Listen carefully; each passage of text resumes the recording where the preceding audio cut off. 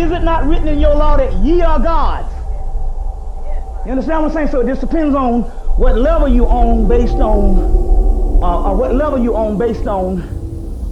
whether you're human or whether you're immortal.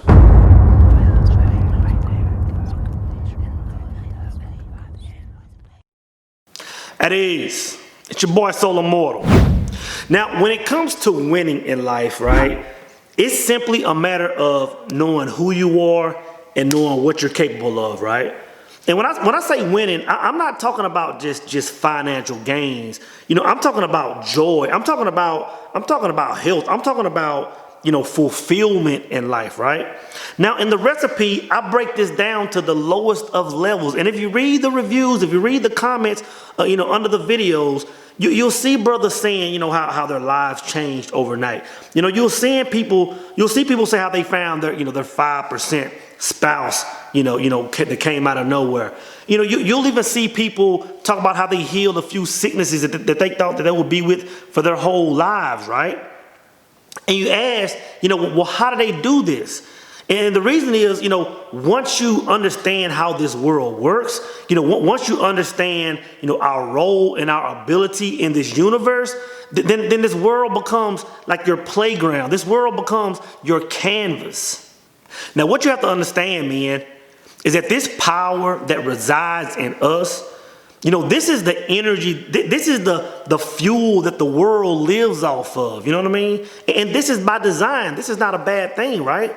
Now, you've heard me talk about women all the time. It may seem like she's after the Benz or the income, or the six-pack that you have, brother.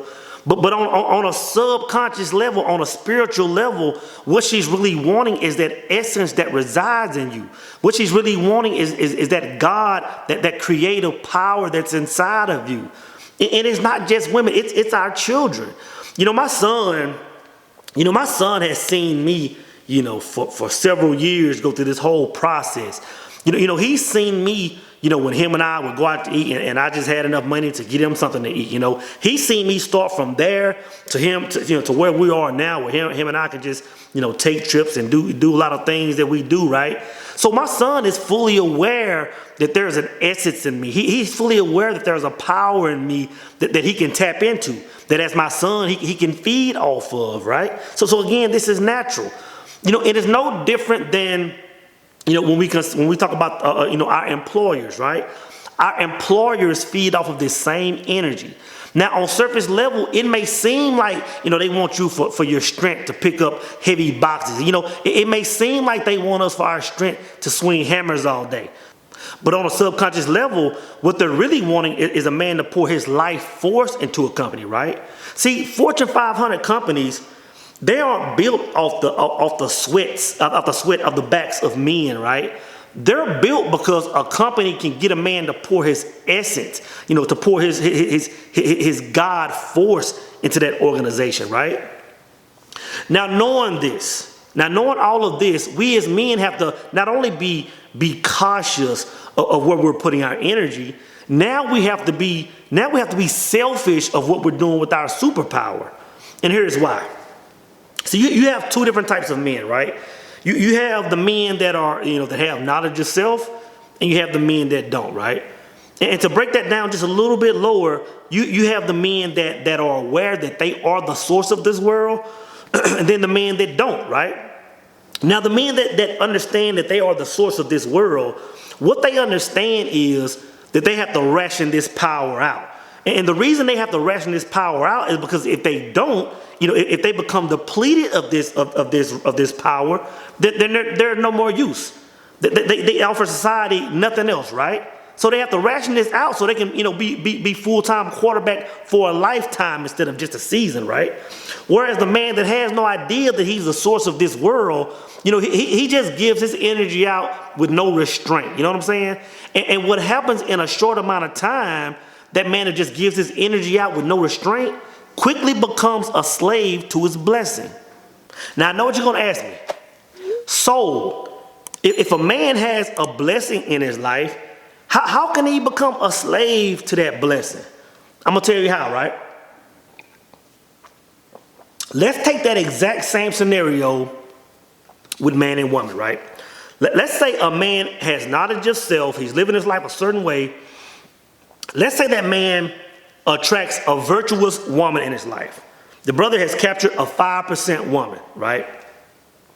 Now, what we don't talk about much is, even the 5% women, even the women in the upper echelon of women, right, are still subject to female nature. And what I mean is, one of the main things that's keeping that woman in alignment and keeping her from just wilding out like the other 95% is the fact that she has a 5% man. It is the fact that she has a man that's on the path, right? But what happens if that man, falls off of his square, right? In other words, what happens if that man, somehow forgets that he's supposed to be rationing this God energy out, right? What he'll see in a short amount of time, guys, is this 5% woman starting to take on 95% attributes. You know what I'm saying?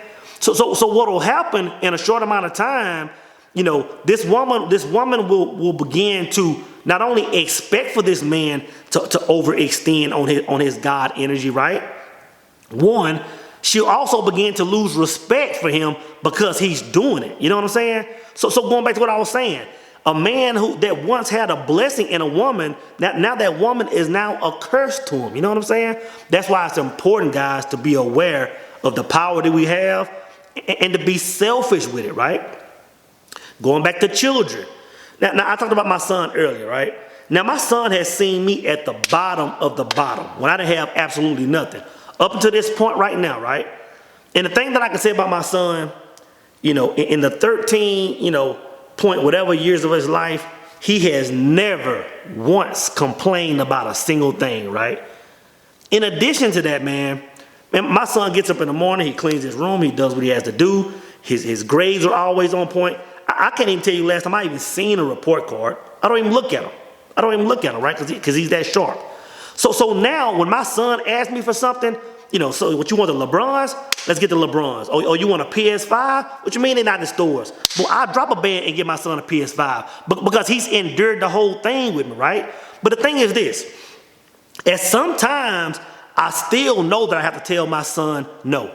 Sometimes he'll ask me for the smallest thing or ask me to go, the simplest of places, and I'll have to say no. Because it needs to be in his mind that dad is still, rationing out power. The moment I lose that, and the moment my child or your child feels like you're just an unlimited source, man, all kind of things go away. It goes back to a man rationing his power. And what would happen is, my blessing of a son could easily be looked at as a curse. Where he's always trying to tap in, right?